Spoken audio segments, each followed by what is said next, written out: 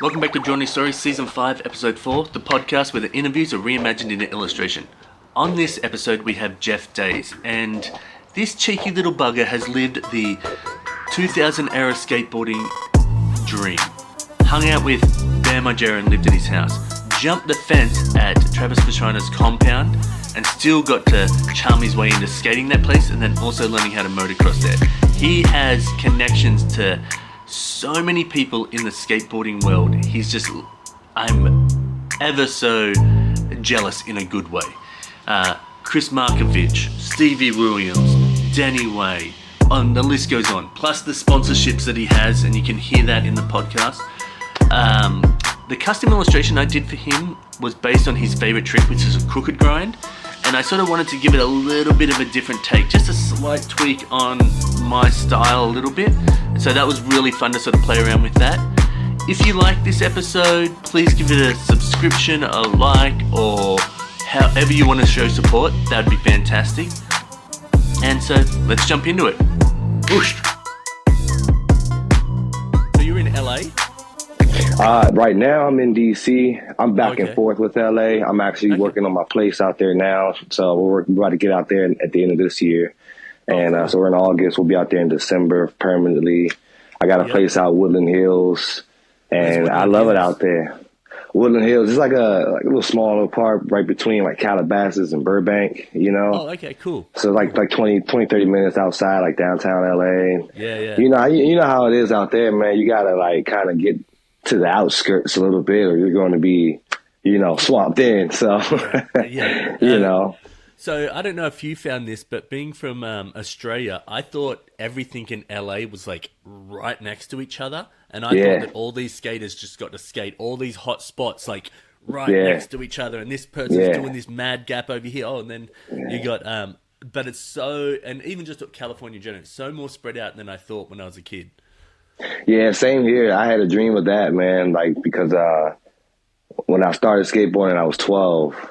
It wasn't like, it was like 2007. So, YouTube was like just coming out. It wasn't so big, So we were still kind of looking at everything through Thrasher Mags and all the videos. And then, what kind of brought me to that was like MTV when Dyrdek and them was on TV and stuff. So I was looking at it like, that's California. Like, whoa, that's the way it looks. Like, that's how. Yeah. And then I noticed, like, with them being on TV, I was like, yo, skateboarding can kind of get you to California. You can, like, this is where the stars live, and that's what they do. So I just kind of already had that imprinted in my brain since, high school. Like, I was like, dude, I want to go out to Los Angeles. It's just the place to be, Yeah, I feel you on that. I've lived in Seattle for about 18 years, and I still sometimes regret that I didn't go live in LA for like 2-3 years and just see what it's like. So I still have a dream of doing that. Every time I got friends down there, so I go down there quite often, but it's never enough. You know what I mean? Like right. Yeah, I feel you. All right, Jeff, let's jump in. I'll do a little intro and we'll jump into some questions, huh? No problem. Oh, so we have Jeff. How do you say your last name? So it's Daise. It's like days of the week, spelled a little funny. No, great, because I didn't know if it would be like a Daisy or like... Yeah, that's where I went with that one, because everyone thinks the E is pronounced. It's kind of really silent, So, yeah. But it's awesome. Days of the week. Well, my name's boring, so it's like Matthew John Mitchell. Like, you fall asleep as you're saying my name. Matthew John Mitchell. I would much rather having like a fun name, so I don't have to try and be like crazy and, hey, look at me, guys. Like, the name already does it for you. I'm surprised you didn't kind of just go by John Mitchell. It kind of sounds more solidified than like Matthew Mitchell, Matty Mitchell. But I mean, Matty Mitchell still is kind of cool, especially in our field of work, Yeah. Well, I would say this. So when I grew up, I couldn't stand the name Matthew. No, I liked the name Matthew. Couldn't stand the name Matt or Matty when I was growing up. Yeah. But then when I started really skateboarding at the age of 16, and like, I'm a skateboarder. Like, I gave up surfing. Or not gave it up, but I was like, all I could think about was skateboarding. Yeah. I worked at a skate shop, and people would just start calling me like Matty Mitchell, like from the skate shop. and then it became like Matty Mitchell, and like that is my sort of like how it plays in my head every time someone says Matty Mitchell. I'll be like, in my head goes Matty Mitchell, and I'm like, yeah, that's it. That's the ding. That's the ding right there. You know, exactly. It's like a commercial where because that's kind of like what I do. So it's kind of like that ding where it's like a business, you know, and you got that thing that just fits it all around. It puts it right in the middle, you know. Yeah.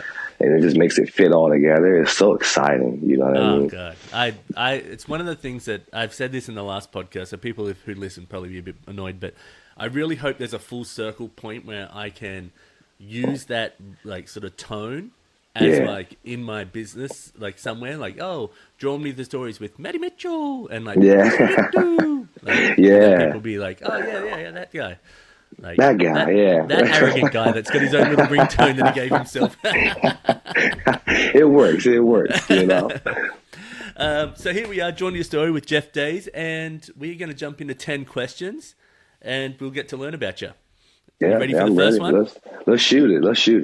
All right. Cybertruck, yay or nay? I want to say yes now. I'm a little biased by it, but only because I want to turn it into an ultimate skate truck. You know what I mean? Yeah, God, it's like it's the only way. It's the only way. And I was like, you know, if I ever came across one of those, I just wanted like pimp it up so bad, you know, put like, I think, you know, like how Dyrdek and them had the truck with the AUV back then. I was like, yo, we're in this modern times, just use a cyber truck. It's so much room and for everything. You don't even have to worry about shit. Couldn't agree more on that. Just like, imagine that, like my skate days are like smaller in between these days, and I did a 50-50 on a ledge the other day, and I was so stoked. I was like, oh my gosh, because falling at 44 just does not feel the same. Man. I see Tony Hawk take slams, and I'm like, my dude, no one knows what it's like to fall as you get older. Oh man, I'm learning it now. I'm 29 years old, and you know, I turned 30 in November, so this is happy birthday for them. That's coming up. Yeah, right. So when I had like 3 stages in skating, and when I first started skating, I was like, I could do so many different tricks and you slam, but I didn't understand the tricks. It was just like I just power through getting the tricks done. Like I might adjust my feet and stuff like that. Like it wasn't, but I was like 360 flip tail grabs, and I could do like some front side nose blunt slides, you know what I mean, and stuff like that. Little tiny rails, nothing impressive, but like. It wasn't like I was like, oh, if I put my foot here and I put the pressure here, I'd be able to do this trick out of it. It was just like, when I got to 27, though, I was like, my brain had caught up to what my body could do. And I was like, oh, hang on. And I was like skating at this crappy skate park we have here. And we had these like little box cart things that you would stack on top of the plastic, and you'd like be able to grind them and stuff. And we'd like skate those. And I was like, oh, okay, with these, if I put my pressure just here, I can get over this. My brain caught up. And I was like, that's it. Now I understand skateboarding, but I can't skate because my body just hates falling. Like on my knees will be like, oh, why are we still doing this? Man. But I feel like you're in the prime because like your brain is that where you feel like your brain's with your skateboarding, or how do you feel with skateboarding? I kind of feel like where you are with it a little bit. I mean, I feel a little lost in it too because I've been doing it for so long, but I feel like it's taken me so long to kind of get to that point where I can kind of get like a nice flow with it and relax and be able to control where my mind is. And like I said, it just took so long, you know, and like, I would say from like, when I started at 12 all the way to like, maybe like 23, 24-ish was kind of when I just like was on go, you know, and I couldn't figure out things. I was getting frustrated so much, and I was getting hurt all the time. And I was like, it was like eating me, it was draining me, and I was kind of like losing skateboarding, you know, and and it just like, I just took like a real hard like hiatus for like a month, you know what I mean, and kind of just got back in my mind with it. For people out that are listening to this, a month when you'll feel like you're skateboarding, you're right in it. A month feels like forever. Like you saying, oh, I took a month. People are like, yeah, whatever. Like I can't. But a month in skateboarding when you're like right in the mix, it feels like a fucking lifetime. Yeah, that's kind of where I wanted to do the timing thing with it. I look at it like going to the military a little bit. Okay. Like I probably, because a lot of people join the military from DC, Maryland, and stuff where I'm from. Went to high school. They get out, they go to Air Force and stuff like that. So, like a lot of my friends went to the military after high school, but I was always on skate, so I was like, nah, I don't want to do basic training and be away for 2 months or something without my board. I can't skate. Like I don't want to do survival training and all this without my board. So I look at everything like that when it comes to timing off my board. And the only time I really had without my board was when I broke my foot at 16 and 12. So I'm not going to count the one at 12, but 16 was the one. And like, you get your 6 months off and you try to keep your brain entertained in skateboarding. I'm sitting in the house and watching videos all day. And when you're 16 watching video, it's like painful because you're like, I just want to get out and do it. So, but I had to learn like later in life, you got to let that time be time to heal and stuff too. Because if, you get into it bad, you stiffen up and you prematurely go out and skate again, you get, I learned that the hard way too. So kind of just, I think that's skateboarders in general, to be honest. There's so many skateboarders where I'm like, are you going to go to I fully rolled my ankle like it went black and blue at a skate demo, but it was like 30 minutes into the skate demo. I was the main thing at my skate shop, sort of ran the team, but also like was the main skater. And I was like, I had just learned 360 flips off like higher ledges. Yeah. And I'd nailed one where I was like, I've got them dialed, like in my head. And the kids are like, heard about it and they're like, do a 360 flip off the mini ramp. The mini ramp was like not wide enough for me to set up properly. So I had to jump on so I jumped on, got it, 360, bailed it. It's like, okay, I got the next one. Committed way too hard. Foot just lands, bang. So instead of going the worst ones. Yeah. Instead of going to the hospital, and I was like, oh man, I got to do this demo. I take a bunch of like Australian's version of Tylenol. I get tape, and I just duct tape my foot so it stays in place, and I keep the demo going. To this day, that is one of the biggest things from my like. I was in a car accident that fucked it up as well, but that's my like glass ankle. Like I think one of the reasons I don't skate as hard as I do is because if I roll that again, I'm just like, it's just so painful. It's so done. Yeah, it got that real for me too. Once I kind of started going like a little harder in my career, and I started getting like picking up more sponsors and having more responsibilities and more obligations. So I had to start really dial into my changing my diet, watching how I skate and start off, stretching, just all the minor stuff that you never thought about when you were a kid. Because you didn't need to, right? Yeah.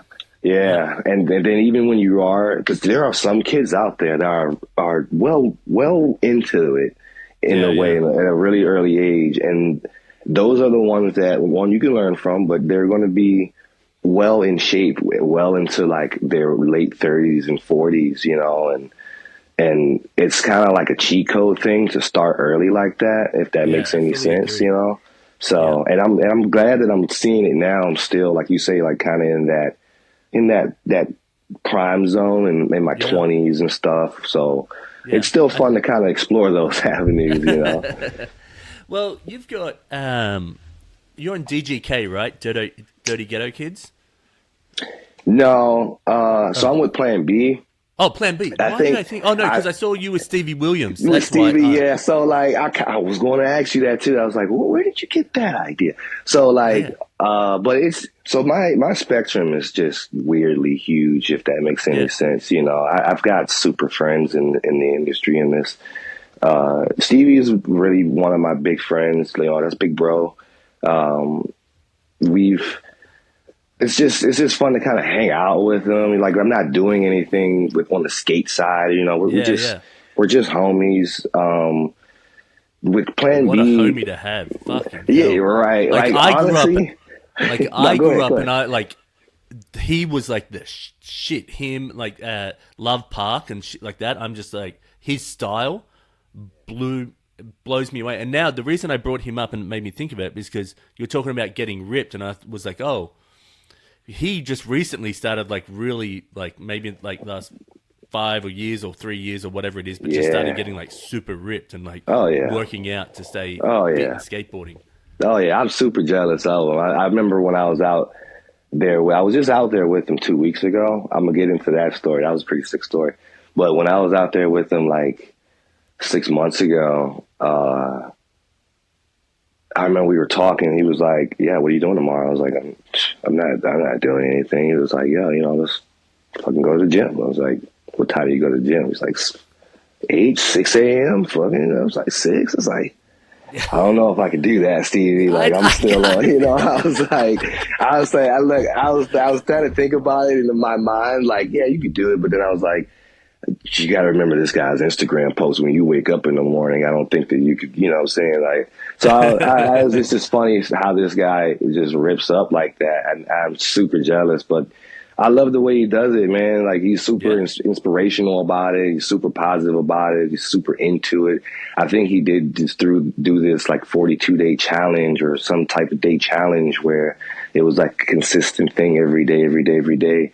Yeah. And that's what's cool about having friends like him and other pros and stuff, because when they do other things in their lives, and I kind of hear it from the other side with the kids and everyone that's watching their stories, like, why is this guy posting all these weird workout videos? Like, I just want to see him do a kickflip, fucking, like, so, but, it's like, they don't really get it in a way where these guys are history built already, and they're building more, It's so funny because when I'm probably a little bit before your time because I'd watch 411s and stuff like that. But being in Australia, we're so far removed from everything, even more than you guys being in the States. Yeah. That we would see the day in the life. Like I remember the 411 with Day in the Life with Stevie Williams. Yeah. And being able to see behind that wall of skateboarding and then see what they do, like live like on a day. And that's like edited and stuff like that. Like, but like that would be amazing to us. So for the kids today to be like, oh, here's a pro. Oh, why is he posting all this stuff about him? I'm like, back in the day, I would have been like, oh, he has to do this to stay fit to do that. Yeah. That's where my brain would have worked. I'd be like, oh, okay. Like maybe I would have worked out a bit more if I had seen that rather than all these skateboarders just drinking and smoking and then going skating.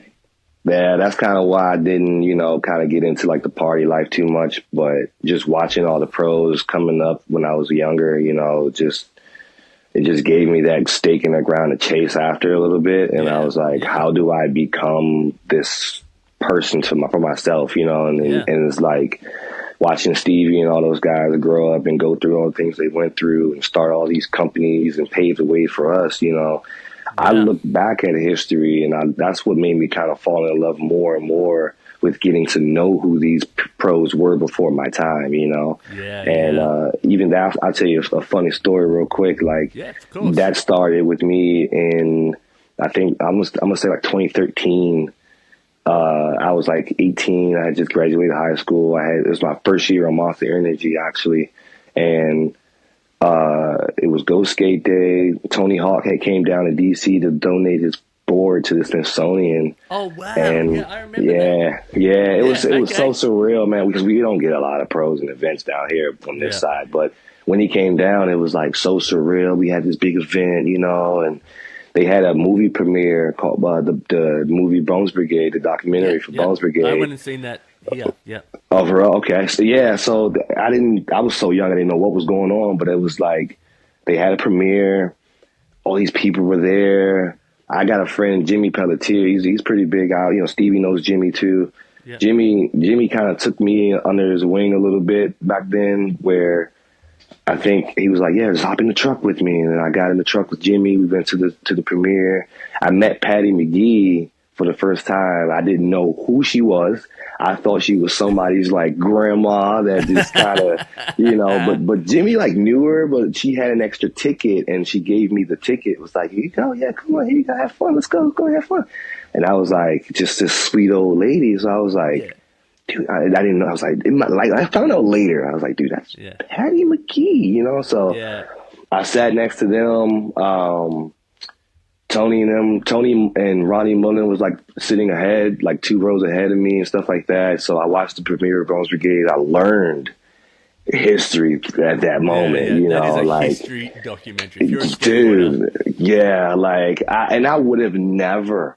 I know. I tell myself this all the time. I would have never watched that documentary in interest. You know, what I mean? can imagine like, that for a lot of skateboarders out there, because also the skateboarding's so different to what skateboarding is today. Yeah, you know what I mean? Super. And that's where the roots are, man. Like I'm super glad I learned those roots, so that now that when I meet people or pros and I go to these places or whatever, and I'm meeting certain people, I know who they are. You know, and I'm like, oh shit, that's, you know, and I'm looking at them in this older version as like, okay, like you did all this, you did all that. Like, dude, that's so sick, you know? So can you, like, you and I had the luxury of seeing a version of skateboarding that had been done, like a kickflip had been done, a 360 flip had been done. These guys were so at the forefront that those tricks were being created at the time. And then being transferred to different, like, obstacles or different terrain. It's just blows me away that they had the not even foresight, but they were playful and creative enough to be like, hey, well, this sort of worked out, or like when I flicked out of that trick that sort of moved like that, maybe I can try this. Like, just blows me away. Yeah, dude, it's so surreal, man, and it just kept going for me from there. Like, I fell in love with history, and that's where I collect boards now from. Yeah. You know, I got a Dyrdek collection. I just collect Rob Dyrdek boards. I have a range from like. Why Rob Dyrdek boards? Oh man, I used to. I don't know. I just from Robin Big or from. Yeah, Rob Dyrdek. I was always a Dyrdek fan back in the day when I was a kid. You know, Fantasy Factory and all that stuff. Oh yeah. But I was a big Alien guy when I was like skating. Like, you know what I'm saying? Were you really? Yeah, a lot of kids, like, when I was growing up, Alien was like the shit. Like, people were like, that's an Alien board. Good skateboarders, like, they're cool. Their graphics are wild. Like, it was like really good. But then it like dropped off, and it became like almost like a brand trying to stay alive, like, sort of float. And then I think Dyrdek, being as famous as he was, pushed it up to keep it alive, but not. That's exactly kind of how it was, and I'm super grateful in this day and time now to kind of it going full circle for me. I don't ride for Alien, but I ride for Reflex, which is an Alien brand. So, and that's kind of how I got into that, was being, you know, cool with Carter, Sarge, the Chris Carter. So, and it's like I said, man, like when I got into the history and wanting to know more history, and people, I guess, heard about that or see that with me, they kind of just give that to me in open arms. Like, okay, hey, you know, you're like, that's awesome. you want to know this? We'll tell you, you know, so. Yeah. That's rad. All right. This is going to tie into what you're sort of talking about there, but for the next question. What do you do to pay the bills? So, is skateboarding paying the bills? Are you doing side stuff? How are we going through a day-to-day being a skateboarder? Yeah, so like it's funny, but it's, you know, it's like it works different ways for me, because there's many avenues you can take in skateboarding, and it's like I'm not pro, I'm not like getting paid in the sense like to be on certain such, but it's like I do commercial acting. That's one way, right? Oh yeah, cool. So how do you you go through that, and I'll have my questions. You go through for sure. Otherwise, I'm always asking questions. So one way is commercial acting. Yeah, so like I recently got into acting. I have an incredible agent, and she sends gigs and stuff like that for commercials or companies that want like real skateboarders, in a sense. Oh, cool. Instead of, so it's not like they got to pay Leonardo DiCaprio and a stunt double to do that type shit. Yeah. So, but I'm not. I like how you just put you and Leonardo DiCaprio. Oh yeah, right. I didn't just suddenly move that in there. I like it. I was like thinking Tom Cruise, maybe George Clooney. No. So, but it's like I kind of got into that, and again, that just goes back to how I run my business. You know, I run my own companies. I have a company that kind of just manages all the companies, like an umbrella empire, like in a way. I've started off with learning kind of how to run a business, how to create the business in that sense. And then I have all these friends and partners and that have companies that wanted to either start it or already have it and brought me in as partners or whatever. So then that's kind of how I make my money, through the business side of it, depending on who I'm doing the business with.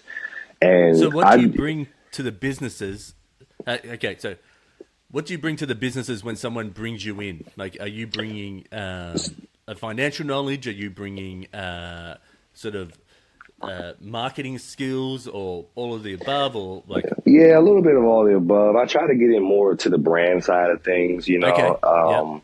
I try not to get into the financial analytics of it, but I will if it's me starting the company with someone or something. Yeah, of course. But if it's a company that's already established, or something that I can like run a deal with or something like that, I'm more into like running digital marketing, promotion, or anything like that for them, which is the easier side for me to kind of go into my talent, and I can use it through skateboarding. And, you know, same thing with like commercial acting. Like if Samsung, I had a gig with Samsung where they wanted to do a real skateboarder for the Olympics commercial, but cool. I didn't take the deal. I didn't, you know, it was something different with that, but it was like, that's kind of like how it works for me, where if my agent's not involved, or if it's something like I'm creating with someone else or whatever, I'll either put my agent involved. Like, I do it like that so that I make sure my team gets paid, everyone's fair game. You know what I'm saying? Like, that's just kind of how I run the business, you know? So if you got a product that you want to put out there,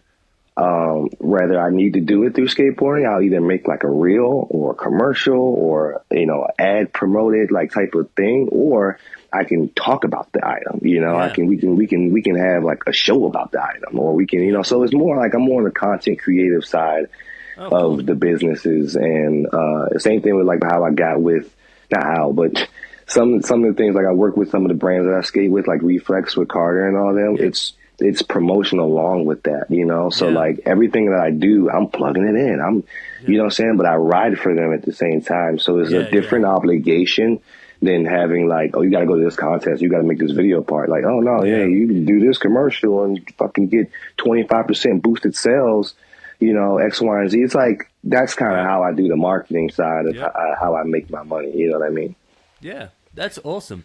There's so many avenues, like where I feel like most people that are amateur skateboarders are like either having a side job where they're not really stoked on, you know what I mean? Where they're like, oh man, I really just want to get to that pro side. But it seems like you're like enjoying that side, but you're enjoying the other side of things as well.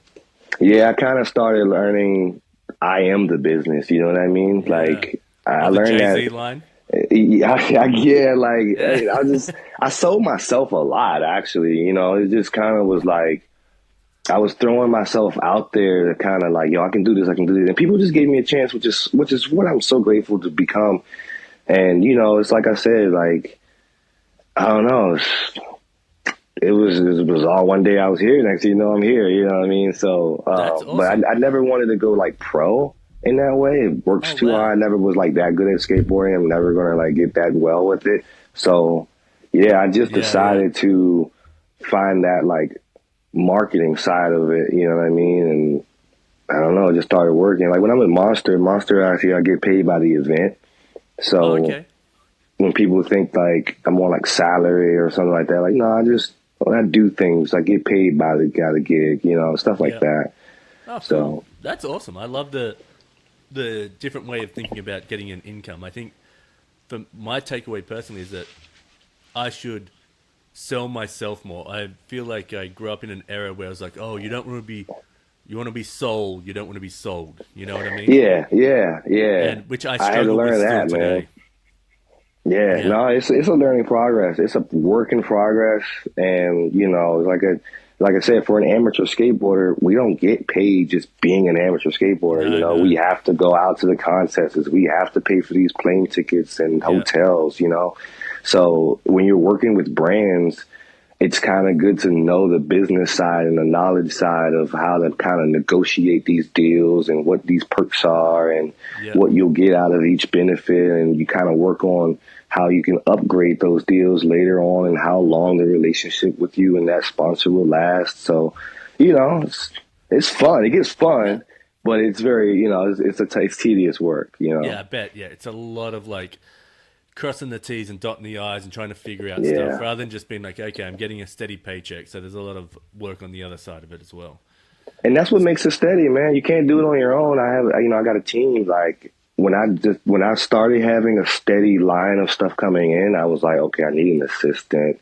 I hired my best friend. She broke her foot for a little couple months. She was a professional photographer. You know what I mean? Yeah. And she was like, I don't know how I'm going to make my money. And, I broke my foot. I was like, I'll hire you to be my assistant. You take all my calls, do all this, do all that. I'll pay you and X, Y, and Z. And she's today still to my assistant. You know what I mean? So okay, let's step back on that. Yeah. To me, I would love an assistant, but I couldn't afford an assistant. Then when you say team, how many people are you saying in this team? Or is this people that you just reach out to for individual things sometimes? Or is this people working with you to build the Jeff Daise brand? It's a little, it's kind of like, it's a little bit of both, but it's like because I don't have to go out and outsource employees in that sense. Yeah. So I'm not like, what you call that? Like they don't have to file like taxes on me in a way. You know what I mean? Like I pay them by the gig, and like if I need to, there's some things I can handle on my own, but there's things that my assistant does that I'll send to her, and she'll come to me with stuff. Like she works on stuff, and she'll get me in like this podcast or whatever. Like, hey, this person, you know what I'm saying? And then my agent, that's her job. You know what I mean? So she gets paid on a whole nother scale, a whole nother level by a whole nother industry in a way. Like, so she doesn't work for me. I work for her, but she works for me. So it works that way,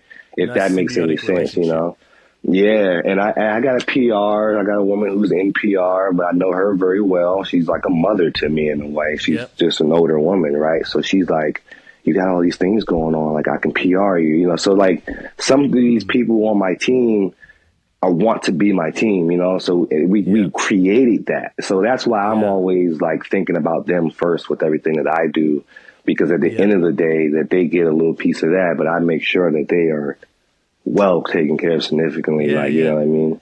So how'd you get into the acting side of things, or like the an agent? Because from what I understand, I can't imagine going out there and trying to be an actor and getting an agent, because from what I hear or what I see, maybe it's TV but it's so hard to get an agent.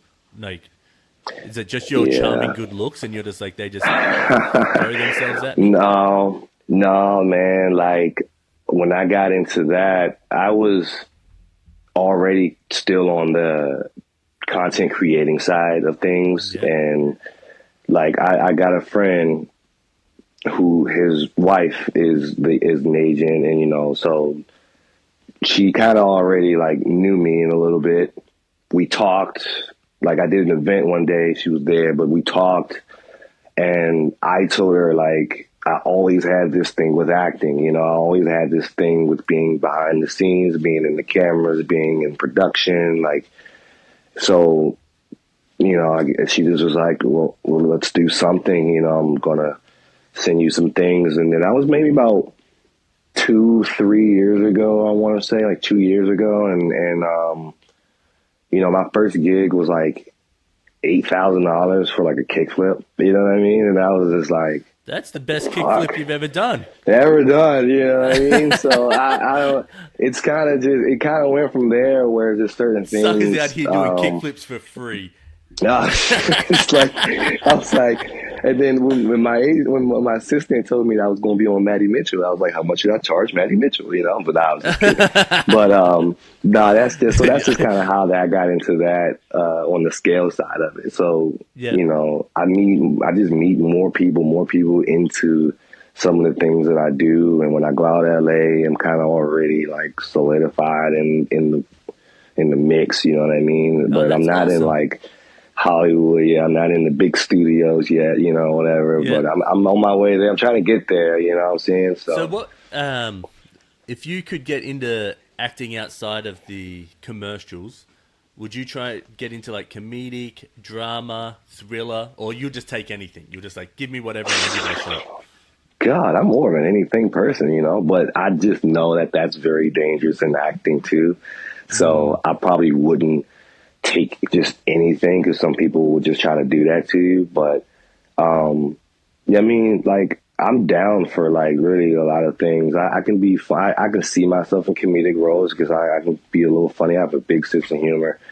I watched a lot of action movies growing up, so I kind of already know how to keep it serious, you know, so. I would love to be in an action movie. Like, I would love it. I see myself. I thought about something the other day. I was like, I see myself in a movie with either like Tom Hanks or some shit like that. I don't know. You know, is he going to be like? It's gonna be one of those like movies where Tom Hanks is like an old skateboarder. He's like, I'm gonna bring this kid along, and I'm gonna find him. You're in DC. That's it. That is it, man. That is it. That is spot on. David Hasselhoff worthiness right there. You know what I mean?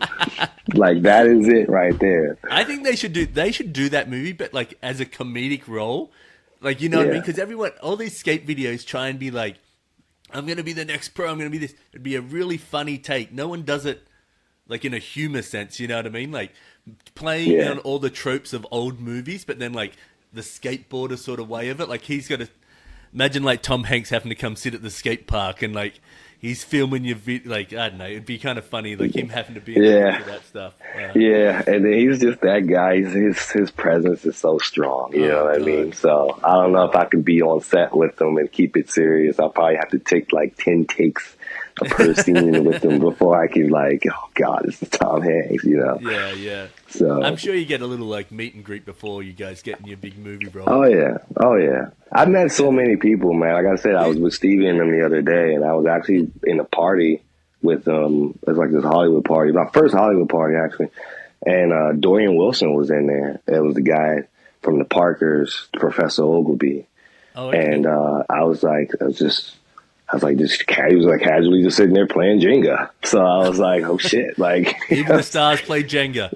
Hey, you know what I mean? Like I was just mingling with the stars, you know what I'm saying? So it just felt like I was already there in this world for a while. So, you know, easy to adjust to it. Have you ever heard of Ray Barbie? Like, you know, that skater? Oh yeah. Oh yeah. So I'm into Ray Barbie because of skateboarding, and I know his photography and I know his music, right? I have a mate that's a surfer in Australia, but he's a fantastic musician. And he loves Ray Barbie for his music. Right. And I had just been in Australia. We're hanging out. And he's like playing me all this Ray Barbie synthesized music, his album that he brought out. I'd just been listening to it in the airport, walking along with my headphones on. And like in LA, like it's surprising on how many famous people you see, but also like you'll see like an A-list celebrity, but you'll also see like all these other list celebrities. You know what I mean? You'll be like, do I know that person? Do I know? How do I know that person? Yeah. But I'm walking along, and I see this person in my eye, but my brain picks it up before my body does, and I go, Ray Barbie. Before I could even like, and I kind of yelled it at him, and I was like, "Oh no, I'm so sorry." And I was like, I'm sorry. And I was like, and he was with his family and his 2 kids. And I was like, oh my gosh, I love your skateboarding. I love your music. I was just listening to your album, your synthesized album. My mate loves it. Can I take a photo with you? And he's like, oh yeah, like, super chill. But I felt so like sort of not bummed out, but I was so like stunned. Like I caught him in my peripheral. Like he's just walking through, like no one's gonna like recognize me. I'm just a skateboarder that plays musician, you know. And he's like chilling out, and I just like bark at him like a dog. But anyway, that's how I feel like I would be in the in those sets. Like that guy's playing Jenga, and I'd be like, "What? You?" Like my brain would pick it up before I did. That's kind of how it was for me. I was like, because he has this face, so I was like, dude, I had a homie with me too. I was like, yo, I think that's Professor Ogilvy, yo, and we were drinking a little bit, but I was just like, I'm making sure I'm not too messed up. I went to my phone, got on Google, and matched up the face, and I was like, I swear, I think that's him. And were you holding it right next to his face, going like this, going like, yep? You know, I can't remember. I might have done that. Like, I really might have done it. I was like, yo, are you doing what? But I didn't do it like that. I was real cool about it. I was, I was like, hey, excuse me. A bit more chill than I do. Yeah, it's like I try to geek out, you know what I mean? But I think it's just super fun it's like a life milestone thing, you know what I mean? You don't see a celebrity every day, but I guess you could, if you were that person. So yeah. All right, next question. What do you do for fun? Obviously skateboarding you do. Yeah. What do you do outside of skateboarding? Well, I recently got into golf, so let's I love end this golf. Podcast now. let's go. Let's hit the country club, But I did recently get into golf. Like I found myself going to Top Golf one day and just like wanted to hit the ball, but I couldn't really find, you know what I mean? I couldn't really hit the ball like that. So I went to some golf dome place, like this huge golf store, and I wanted to buy my own golf club because I didn't like what Top Golf's golf clubs were like. So I was like, I want to buy my own shit. And the guy that was in there, his name was Mr. Namchi, and dude was like, I think he was a master at it, but he was also an instructor. So he taught me my swing, taught me everything I needed to know within like a few hours, and I was hitting every ball, right? So oh wow. I just kept going back to Top Golf every other day and just practicing my swing. I got into it. I started meeting people in the booths next to me. They started teaching me how to use 7-irons and all this stuff and making friends. I said, man, it's just like skateboarding. They were like, but when I say that, right, you gotta think deep into it. When you do anything fun, you think about what you do primarily, and then you go back into the beginning of when you first started and how that felt. And then you hold on and maintain that feeling. You can apply that to literally everything. You can try anything and not like it or whatever, So it's like, I fully agree with you. So I play pickleball a lot. So that was the joke I was going to make, like with your golfer. Like I'm obsessed with pickleball. I'm one of the people but I picked it up about 2 years ago. But every time, so I spin the ball a lot. I think of the ball like I think of tricks. Like I want that trick today, and I'll be like, I want to get this shot, and I'll be trying a trick, and it makes me think of skateboarding. Like there's a couple of lessons that you get through skateboarding that people don't realize. The perseverance of trying to get that trick. Yeah. Of like you fall down 7 times, you get up 8. Like you're like, okay. The community about rallying around people, rallying around you, trying to get that trick, or you rallying around people to get that trick. Yeah. And like there's that sort of sense, and then the other one is the wanting to always grow. And so if you like, hey, I did a kickflip, I'm done. You're not a skateboarder. You're already done. But if you're like, oh, I did a kickflip. Imagine if I could do that kickflip up onto a curb. Oh, imagine if I could do that kickflip onto like a ledge and then I could grind. Like you are always trying to like innovate yourself. Even if you're looking at someone else doing it, you're trying to grow yourself. And I think that's why I don't skate as much, because I can't innovate the way I did. But with pickleball, like I'm always trying like a different shot. I'm like, I can backhand slice that around the person. And so I'm like cheating it like that. Like, and in my head, I can feel it trigger the same trick like stuff in my head. And especially when there's people like, oh yeah, that was a sick shot. And I'm like, yeah. Like in my head, it's like, when you get that kickflip and people like, that was clean, that was sick, Yeah. It's that bizarre feeling, man. Like it's so exciting, you know what I mean? Especially when you can think of new ways to elevate how you can have fun with it. You know what I mean? Yeah. And then even if these things were already there and no one teaches you this, it's kind of what brings you closer to the sport itself and independence of it. You know what I mean? Yeah. And that's why I say it works just like skateboarding and everything in its purity of it. But I never tried pickleball. Oh, you haven't? Have you done like table tennis or anything like that? Yeah.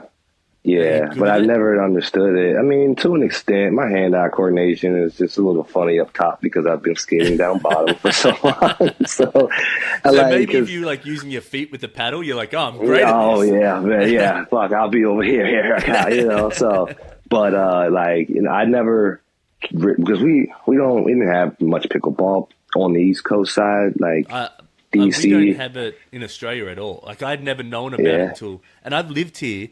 And there's a pickleball court like a mile away from my house. Never knew it was there.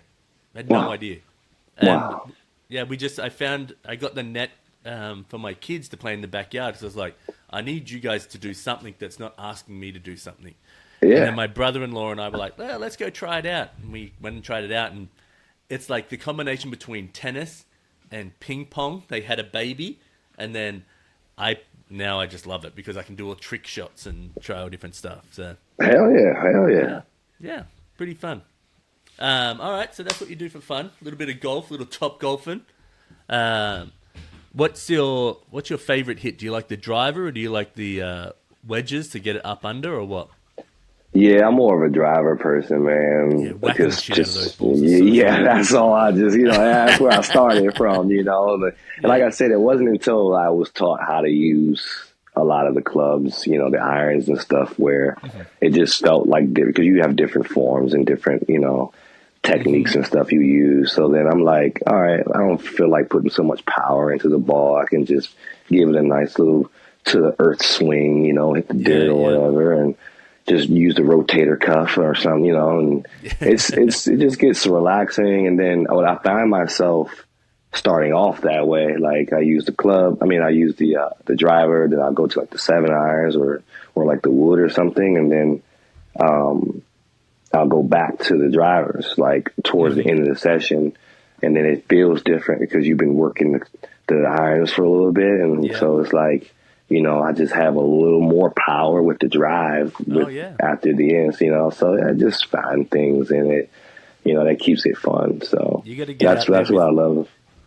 You got to get out there with like Eric Costin. Doesn't he love golf? Oh man, yeah. I've only met Eric one time actually. That's pretty funny. But yeah, I would love to get out there. You know what? I'm gonna say this if they're listening. But I'm gonna say this. My dream, now that you put Eric Costin into it, I will play golf with Eric Costin, Paul Rodriguez, Rob Dyrdek, and that's it. That's all I can. That would be the I'm foursome, with that. like, with you with this. You know what? We'll put Tiger Woods in there. Need a real golfer in the mix of that. We'll put Tiger Woods in there. Yeah. So that would be just even that four. Can you imagine the conversations that you guys could have in that four? Oh yeah, Yeah, that would be wild. That's a great four to have. Fuck. Because I'm the youngest into that. Yeah, dude, I love how because I think back in 2012 or so, he had a Nike shoe that was, I think it was the Costin ones that were like a golf shoe, skate shoe. I loved those shoes back then, man. Those were like, I think I went through like 3 pairs of those before they just kind of stopped making them, I guess. What's your favorite skate shoe of all time? Model-wise or brand? Oh, it doesn't matter. You choose yours. Well, I'm on DC now, so like, I got like into the bulky shoes, because now they make a comeback. Yeah, they were huge when I was a kid. Yeah, like because when I was, no, I don't really like the block toe shoes too much, but. I was saying they were big when I was a kid. The DC Links were massive. Yeah, because they have the new. Well, I don't know if they're the same style from back then, but like when I wear it, because they're true to size. So like, I wear like a size 11, and then I'll have to do like a 12 in the Links or any type of box toe shoe. But the K-Lisses. They come in different, like they're perfect in every form and mode they make them in and stuff like that. So I'm just like, on Kayla's hard, you know what I mean? And he's, oh my gosh, he's skateboarding the 360 flips from back in the day. Oh my gosh. Seeing Dude, those like off that little kicker they used to do over the bin. Oh god, it's so crazy talking to you about history like this because I'm imagining this shit through my mind as I saw it black and white through a video screen, and you're speaking like you're there and experience like I was there when it first happened. I just couldn't remember. I was blown away. I'm like, dude, I wish I was that excited to see it for the first time like you guys did. You know what I mean? Oh god, it was so wild. I just meant like his shoe, but then Dyrdek's shoe that came out that was like with the pointed toe. Oh god, there were so many rad shoes that came out of that era.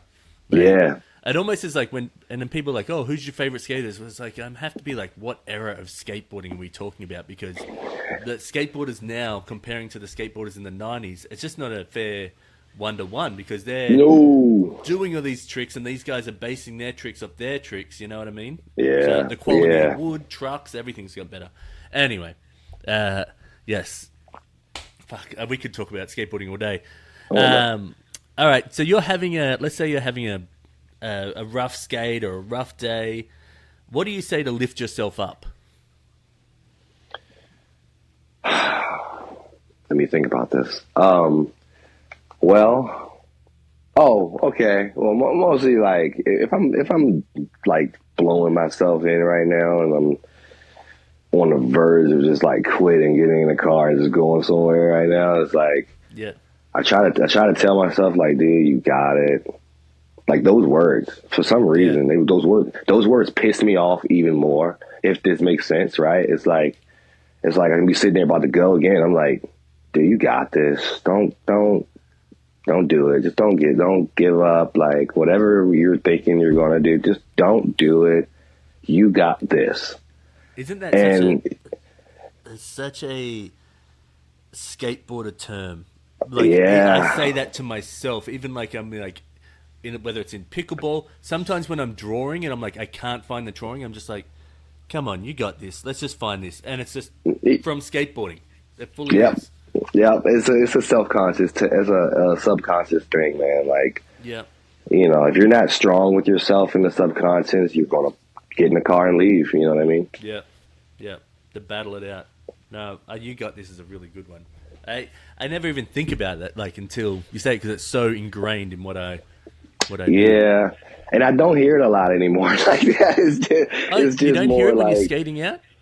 I mean, well, some, you know, the friends, like, people encourage you and stuff, but like I said, I'm so deep into it, that doesn't mean shit to me anymore. You know what I mean? Like, I just look at it as an encouraging thing. It doesn't really work unless it works. You know what I mean?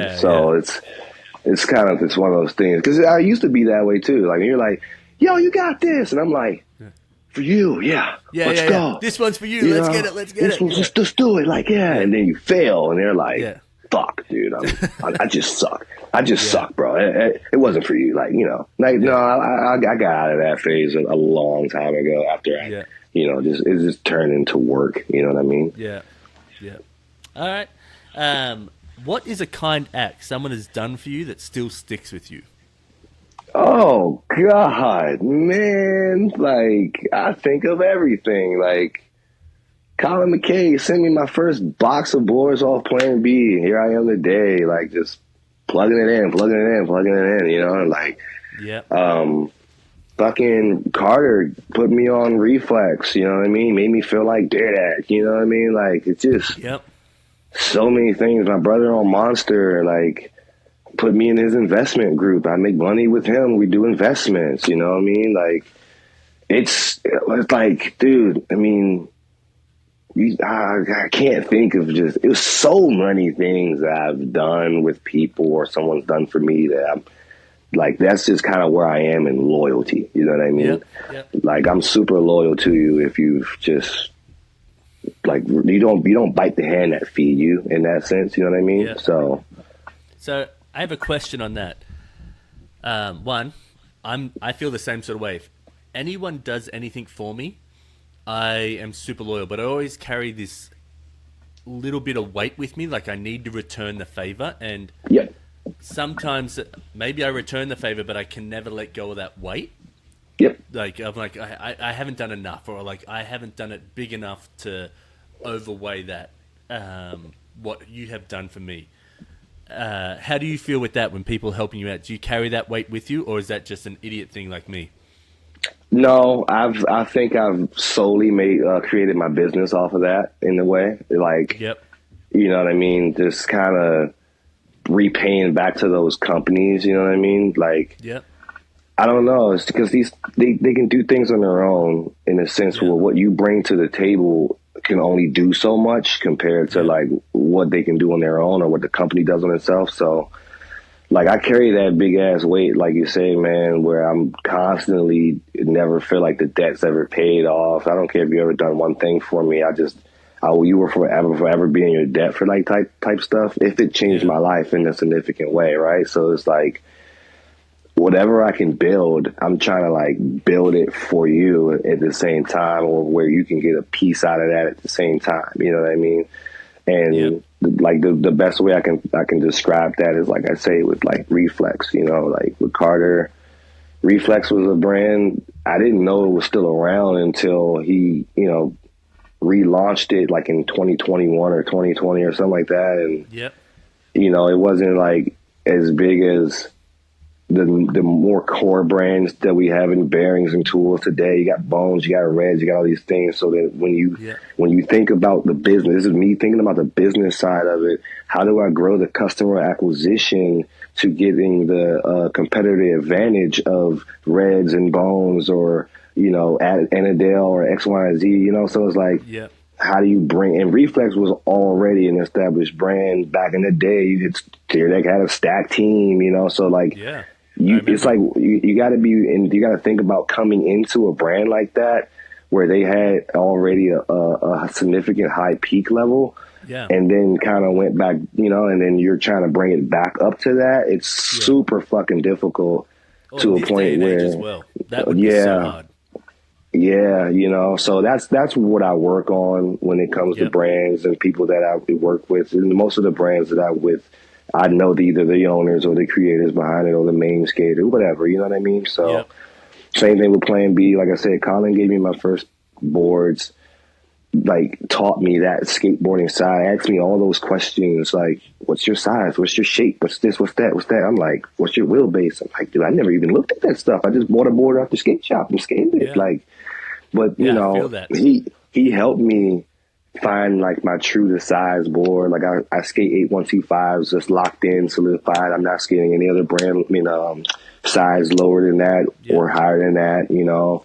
So, and then I just go off Plan B. Everything I do, Plan B. You know what I mean? So then when kids look at it, like I have kids, they buy Plan B boards. They want to skate Plan B boards. Like the ones that I inspire, or the, you know, fans that I had and stuff like that. Like these, they show me these things. They want me to sign these things. They want me to take pictures with these things.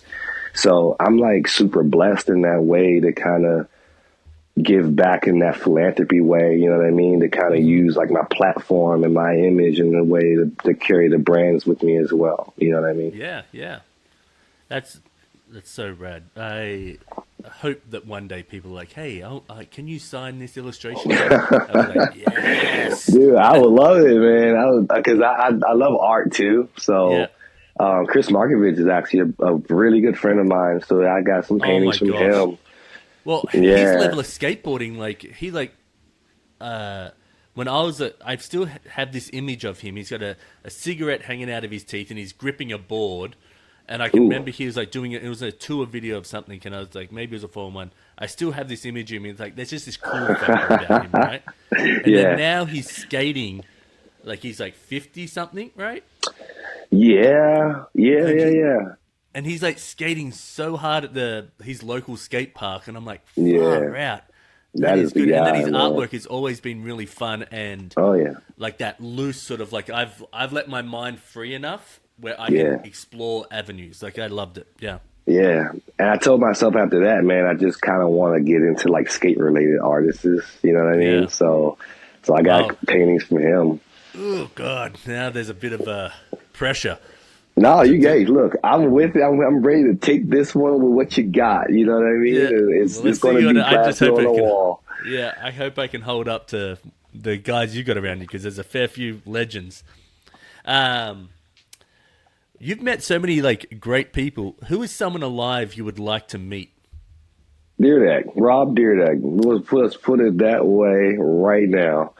Rob Dyrdek. Yeah, because like I've never met him yet. You know what I mean? Mm-hmm. Like I've done so many things based off of him, and gotten so many things based off of him that it's like appreciation thing. You know what I mean? Like I would love to just really sit there and just thank that man in person, but it's super hard to get to him. Yeah, you know what I mean? What is your like biggest or couple of biggest takeaways from like his personality or his skateboarding or like his persona?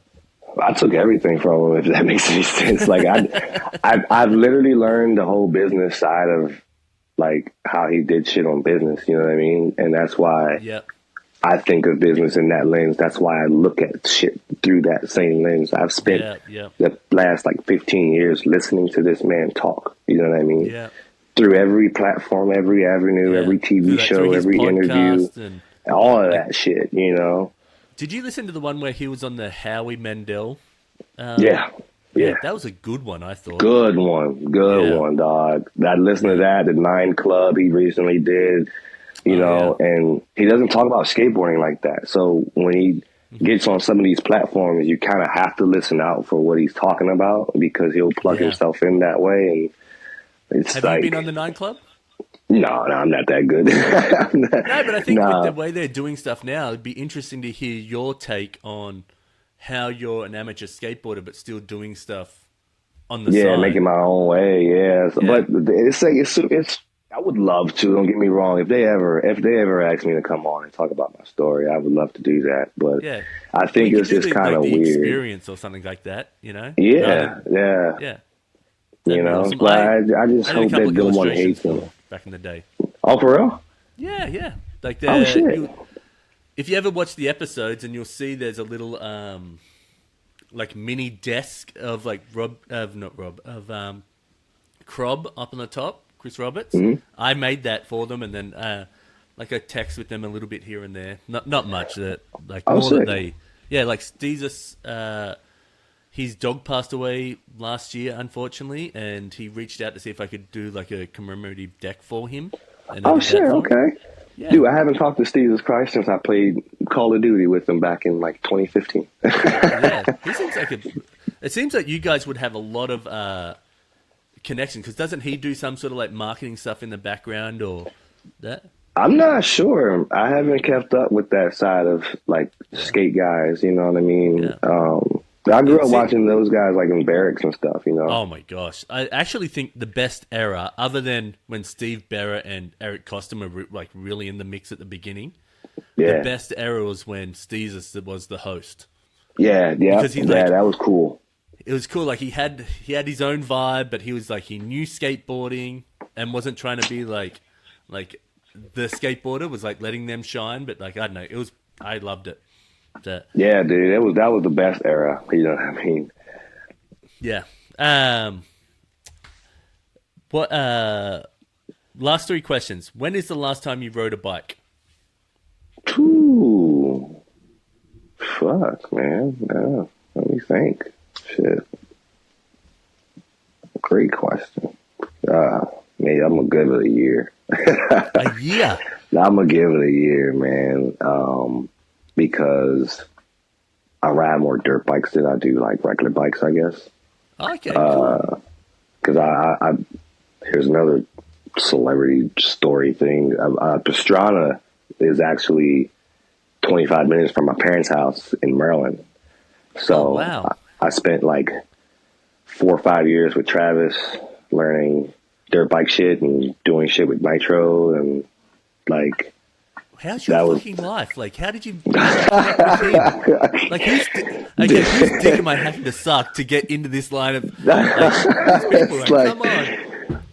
Oh, man. Like, I am just that rebel. You're like a magnet for anyone.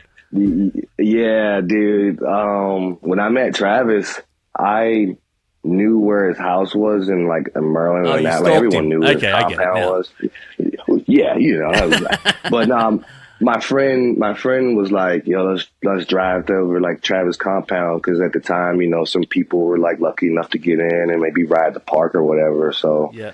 but that was it was rare. So we just tried our hand, man. I just went one day. Me and my friend was out there and everything was closed. He wasn't, I don't know if he was home or whatever. He wasn't home or whatever. And then I was like, man, fuck this. I think it was Labor Day or something. All the parks were closed and shit. We were we just wanted to skate. So we were I said, man, fuck this. I'm going to hop this guy's gate and skate his park if he's not home or whatever. I did the polite thing first. I knocked on the door. No one came to the door. So I was like, man, fuck this. I'm going to just go skate real quick and just bounce. You know what I mean? Do a trick or something and then just bounce. Then say we did it. Yeah. So I went down, snuck down to his little property down there in his fucking skate park and shit. And when I got down there, they were down there. So it kind of was like a deer in headlights moment. I was like, can I just skate the park? Literally, that's how because at that moment I knew at the same time, the fucking worst thing you can do is just kick me out, just leave, whatever. But I was like, can I just skate the park, dude? You know what I mean? I tried to knock on the door or whatever. No one came. He was like, so Travis he was like, yeah, fuck it, man. Come on, you can skate the park and shit. Let's go sign his waiver at his little garage that I don't get hurt at his property and try to sue him. And, it just turned from there. And then I was like, can I come back? He liked how I skated and shit. And then, well, his missus is a skater as well, right? Yeah. They had a park there, at his house. It was a BMX built / skate park type of contraption thing. But no one really used it like that. You know what I mean? Yeah. So I was always coming through. He had a few skater people in the neighborhood that would come through, but it was a really small circle of people that could have access to the Pastrana land thing and just skate the park and utilize it, So kind of just got in good with that, and all the Nitro guys, when they would come out of town and come to the compound and do things, I friended a lot of those guys because we were all in the same age group in a way too. So they were like, you want to get extreme? Let's get extreme. You know what I mean? So I rode bikes. I did the jumps. They taught me how to do the flips and the twirls on the airbags. I did fucking. So you've done a backflip on a bike? Yeah. Holy shit. Scariest thing in my life, honestly. But the coolest thing I've bet. probably ever done in my life. We used to do BMX bikes into the water, and I remember we were like, yeah, we're going to do backflips on it. And not one of us landed a backflip. We had other biker friends that could do backflips off ramps and stuff, but we all thought, skaters being like, we could do that. And everyone bunny hopped and could do grinds on the pegs and stuff. But then you think, I can do this. The ramp wasn't steep enough, whatever it was, but we would flip and just land on our backs, and the bike would land on our heads. Wow. Yeah. That is insane. Yeah, that's just in the water. Insane. Didn't hurt. I like to say that sounds like something Jackass would do. You're familiar with those guys, right? So Jackass? Jackass? Yeah. Oh, yeah. Jackass. Yeah. So, because I spent years. I was CKY back days, that when that first came out. That's how old I am. That stuff came out, and I was like, CKY. That was mind blowing. And then there was an Australian company or video set called Tension, and they were bodyboarders, and they would do their version of it back in the day. Oh wow! Yeah. Wow. Because I didn't know much about CKY. I mean. God, when it was in 2004, right? That was around that era. It has to be. It was so long ago for me. Yeah, it might have been. No, it's earlier than that. It was earlier. Oh yeah. Definitely 2000s era. I was in elementary school at that time. Yeah, but I had to learn about it now, and then I ended up right after I was with Travis and all those guys. I traveled to Bam Margera's house in Westchester. Oh, yeah. And he had a party there one day. Yeah. And I think this was 2019, 2020. I think it was 2020. No. Okay. Yeah, that's 2019, I think. He had a party at his house. I went to his house, met Bam, met Danny Way and them, and then Like, dang. I learned all this shit there, the CKY, like, I didn't know what any of this stuff was. I just remember seeing Bam on, like, Viva La Bam, the TV show and stuff like that on MTV. So, Yep. I mean, those guys were just, like, they were super fun people, you know what I mean? So, like, even his house party was still kind of like a Bamified house party, you know what I mean? Of course it was. I don't think So, that... There might not be anything that's more authentic than how Bam's life was on that show. Obviously, it's edited and whatever, but all the CKY stuff, like, it was so raw footage where I'm like, we were all blown away by, like, when they rented a car and got the insurance for like $8 and beat the heck out of that car up. Yeah. And it was wild. And they were just doing this before they were famous, before they had shit tons of money, you know? Yeah. So, yeah. That's all right. That's the sickest part about because we were doing kind of the same shit when we were with Bam, driving like dirt bikes into the fucking pool. You know what I mean? Like, just extreme chaos. You know, living with them for a little while.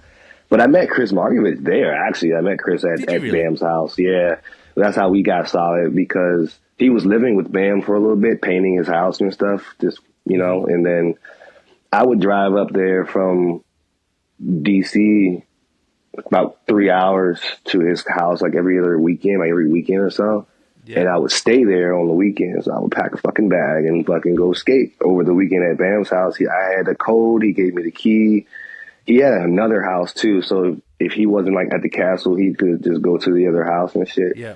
So like I would go to the castle and Chris would be there and then we would skate and stuff like that. He would be painting and shit. And then I think we just really got like cool with the whole Dyrdek story. He didn't find out I was a Dyrdek fan until like a little later on for real. Yeah. But I think what really made me and Chris really, really good friends is the fact that I didn't fucking press him out. You know what I mean? Like I was like, yo, you're fucking charisma, you know? But when I say that, I'm saying that to say I didn't even know who he was. This goes all the way back to the history lesson thing that I was, I didn't even know who this guy was until we had a conversation, and we were already friends after that. Yeah, being oblivious sometimes is a little bit of a gift because you're like, oh, well, I'm just hanging out with your normal person. You don't know that guy was on the forefront of a lot of skate tricks and like culture, especially in the art skate culture world. Yeah. So, and then after that, man, like when I am friends with these people, it's honestly, I have some of the best memories with these people. You know what I mean? Oh, yeah. Actually, Chris actually invited me to Tampa Pro I went to my first Tampa Pro in 2021 when Chris did the art theme for that year for Tampa. And he was like, yeah, dude, come on out. I'll get you, whatever. I had VIP pass and shit. And then I met like the other pros that I've never met at the time, you know what I'm saying? So this story right here, I'm gonna tell you, this is like honestly one of my most proud accomplishments in meeting people. TJ Rogers, you know who TJ Rogers is? Yeah. Amazing skater to a point where, I'm in my adult phase. I'm not really like starstruck anymore but I'm like, the guy's amazing. I said, this is turning into my favorite skater again. Like that feeling when you had that back in the day, this guy's my favorite skater. So I thought I would never meet him, whatever. I was like, just watching his clips, just within that same time frame. So I went to Tampa, got in there, went like in the back with all the pros and everyone's in the area. And, I see TJ and I'm like, oh, I get to meet TJ, right? Boom. So I go up to him, super humble dude, super cool about it. He was talking to someone. I didn't want to interrupt. So I was just kind of like stood there for a little second, waited for him to acknowledge me. Like, I was like, hey man, I just wanted to say you're an amazing skater. That's it. That's all. Like, I watched your clips, shook his hand. And he was like, thanks, man. What's your name? And Jeff, okay. And then he introduced me to the other guy he was talking to. I felt like I might have been like rude. So I was like, oh shit, man, my bad. Like, what's your name, dude? How you doing? So we squashed. We walked away. I walked away off that one. I saw Wrecking Ball coming through the threshold. Yeah. Me and Wrecking Ball are good friends as well, right? So what we've always talked like through Instagram and stuff. And I'm holding my cord because I'm charging my phone, but like I'm trying to keep it steady too. Yeah, so like, you're good. a wrecking ball came through the door, and me and him like locked eyes. We were like, yo, you know. So we dapped up, we broed up for a second. Yeah. TJ saw it, and then I guess he was, you know, he knew wrecking or whatever. He came over to wrecking and was like, you know Jeff too? Like, wait a minute. Like, also, I was like, you know That's what I mean? so awesome. So, like, that's kind of just like kind of one of those ways that you can work yourself. You know what I mean? Yeah. And you just never know who knows who and what they know about you. You know what I mean? That's literally, I literally saw that happen in my face. Like, you never know who's who and who knows you. Like, that shit was, I just met TJ 5 minutes ago. I felt like a complete dick because I interrupted his conversation. And then I go and see one of my friends, and then we're like broing it up. He comes over like, you know this guy too? Like, that's so awesome. It was just surreal, man. He is always repping this brand Televista, which is out of Bali. Yeah. You know Televista? Yeah. Oh, yeah. Yeah, I have a pair of his pants. Oh, yeah, so do I. And so that guy sort of knows the Frio skate dudes. Indra knows the Frio skate dudes of Fremantle, where I'm from. And so I've got to meet him. He is the nicest guy. If you ever get to meet him, or when he's around, because he comes through America every once in a while or whatever, that's the guy to meet. He's just so genuinely nice. Anyway, TJ's always repping him, so I always see his clips through Televista, and I'm like, so I'm always following their stuff as well, because it's just a skate brand coming out of Bali is the most amazing thing ever. Oh, those guys are incredible, man. Yeah. Those guys make incredible pants. It took 5 weeks to get there. We're worth every day of it. Like, I love the big bulky ones. Oh yeah, I've got a pair of like maroon corduroy ones. And I did a little illustration for them a while ago, and they like put it on there. It was amazing. The guy's just a legend. Yeah. Anyway, I live my skate life through him because he's always doing amazing stuff, and he'll be like on the phone with, or Tom Penny's hanging out with me, and I'll be like, I'm like on a roller coaster, just like, yes, you live your best life. Yeah. Right. Now I'm gonna do that through your life. I'm gonna be like, yes, Jeff, get it. Just like that's the guy I know. Like, you know, meet that guy. Like, I think that's kind of what I'm solidifying myself in as well. Just being that guy that just knows everybody. I don't know. Yeah. You know, it's kind of cool that way too. It's just I skate, but it's just, you know, you never know what stories I got with who you know what I'm saying? Yeah, that's amazing. All right, last two questions. What are three things that you were grateful for? Skateboarding for one. My parents for two. You know, well, actually, let's reverse that. I'm respectfully giving my parents the first spot. You know what I mean? They're not in hierarchy, but you can put them in hierarchy if you want. You know what I mean? So it's like, and then skateboarding after that, and I want to be real careful on this third one because there's so many things I want to put in one. You know, if I could say money, if I could say God, if I could say all these things. But, you know, just grateful for, like, just life right now. You know what I mean? This in general, and the humble aspect of every day. You wake up and you're just like, oh, this is a beautiful day. It's going to be a beautiful day. You know what I mean? What makes you say that, like, in that tone? So I can wake up and I'm a grumpy person in the morning, so I could, like, and my life's pretty good. So I sometimes be like, oh my gosh, it's a little bit windy outside. It's like in the morning. Yeah. But once I wake up and I'm like, oh, okay, like life's not that bad. Like, why are you such a grumpy arsehole when you wake up, you know? Yeah. It's like, I think that's where it just drains my energy. You know what I mean? Like, I wake up, and if I'm waking up on that wrong side, like I don't feel like doing anything today, it's like, I'm not going to do anything today. You know what I mean? Yeah. So I try to, I don't have like a routine because that bores me right now. So I'm still too young to kind of have a routine and commit to it like that. But I think it's like I've seen so much shit in my life, you know what I mean? Dark and good and bad, whatever. Like Yeah. When I do wake up and there's sunlight out the window, I know it's not a rainy day. Or let's be real about it. It's not raining in the morning. Forecast might call for it at 4 p.m. whatever, but you're waking up, you're seeing the sunlight through the eyelids. That's that moment right there I take in is just it's like, okay, this is a good one, you know. So all right, last question, and then I'll give you your time back to your life. What you have to wear a shirt with a slogan on it for a year. What does it say? Nobody puts baby in the corner. Nobody puts if I could have a shirt with that slogan on it, nobody puts baby in the corner. If you could have said, here's $1 million, what's he going to say? And there was no way I would have picked that. All right. I got a friend, his name is Mr. Wavy. He's like, I don't know if he created that, but he created that to me. Like I got that from him. And he just says that, like, smokes weed most of the time. So when he's smoking, he's like, this is it right here. This is breakfast for champions.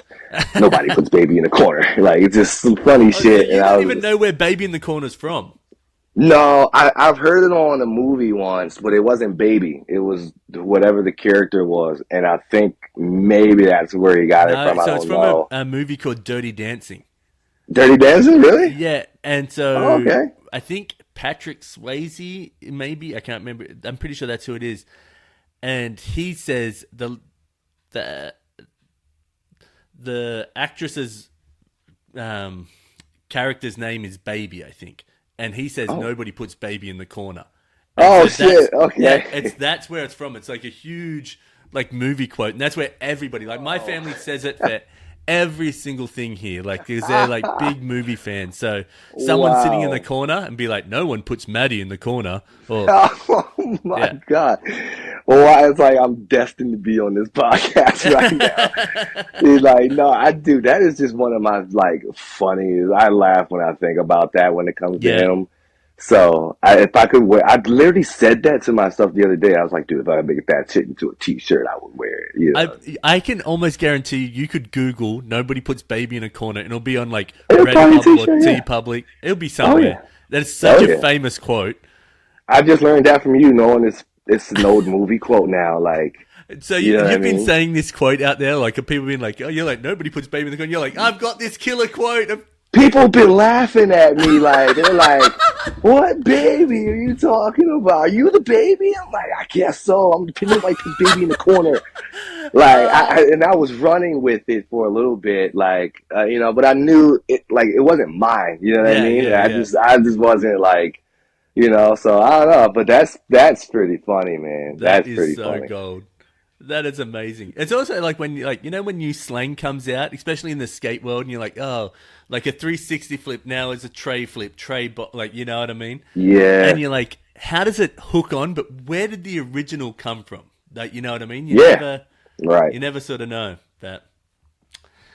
Wild. All right, Jeff. Thank you so much for being on the podcast. It's been, I've had a ton of fun. I hope you have. I'll get an illustration out to you in the next couple of weeks, and so it'll be a custom illustration based on this whole interview, and we'll see what sort of comes to life in that, and then it'll be out, and you can share it, not share it, you can do you. But no. Thank you, man. I appreciate being on it, dude. Like I say, this was honestly the best experience I've had so far, man. Like, I haven't really got a chance to talk to someone about my story, you know what I mean? Wow, like, cool. Dude, if we could, you know what I mean? Like, you already know, I got so much, you know what I'm saying? Yeah. Like, we couldn't even fit it all in an hour and some change. Oh, but it's like, man. So I just appreciate you for letting me put it all together, you know what I mean? And, like, this is amazing, you know what I mean? I can't wait to see the illustration. Of course, I'm going to share the hell out of it, like, whenever the episode comes out, dude. Yeah. You know, and you let me know whatever I can do for you, man. Like I say, we got so much going on over here. We can create something. You know what I mean? Yeah, anytime if you want to collab in another way outside of this, or like if you're like, hey, want to do this illustration for something? Yeah, let's work on something like that or whatever you want. If you talk to anyone, they want to be on the podcast, whether it's a skateboarder or someone you know, your agent or anything like that. Like, it's not just for skateboarders; it's for anyone. So that stuff is totally fine as well. I was trying to see if we can. Let's take a screenshot. Can we take a screenshot? Yeah, I can take a screenshot here and I can send it to you. Yeah, you can do that. Yeah. Let's do that. Hey, let me do. We'll get one in before we go. Yeah, and I'll get all the little clips together. And that's not it. Okay, what am I doing? Here we go. Where are you? All right, I'll take a screenshot, and then I'll send it to you. Oh, hang on. Oh. I got you halfway between that. All right. There we go. Oh, I don't know. Did I do it? Did I do it in time? Just let me know when to put it down. Hold it up. Hang on, wait. I'll let you know when it's done. And done. Gotcha. I'm going to leave that in there as well so people know how long that took. Hell yeah. Yeah, that's it. That's the one, bro. You know what I mean? Nah, dude, look, I appreciate this so much, man. Yeah. Like, for real. You know what I mean? Oh, I've loved it. And if I'm in LA, maybe we can connect, get a burger or something like that. Yes. Anytime. Hit me up, dude. Do you go to Smash Burger? Because of I've had it. Yeah, I've had it. Yeah, amazing. I went there, being the like skate fan, and now that I'm older, like when I go to LA, I'm like go and try and find all the skate spots, or if I'm in San Fran, I like try and find skate spots that I know that are around there, like Wallenberg and stuff, and I'll be like, yeah. So I heard Smash Burger, and I was down there for a podcast conference, and I was like, it was like 20 minutes out of my way, and I was like, I'm fucking doing this. So I drove. Smash Burger. Super worth it, man. You gotta try a Smash Taco. Smash Taco? Dude, I don't know if they have it in our LA, but in DC we have a place called Taco Rock where it's like a smash burger taco, basically. You know, instead of like a beef taco, they put smash burger in it with the smash sauce and all that. It's super fucking good, man. I think it's a soft shell too. Huge, like Pro Skater Nuge has his own smash burger. Oh yeah, that's why I went there because he's like, and then like he's got one in Venice and one just outside of LA downtown. Okay, I'm definitely I'm checking that in next. Let's go there together. God, yeah. Yeah. We'll talk about it. We'll put it together. And we'll schedule next time you're in, or whatever. Like, let's do that'd be sick. Hell yeah. All right, I'll let you get back to your day. I'm excited to get this illustration done, and yeah, have a great one. And I'll send you some clips and stuff when I all put it together and everything like that.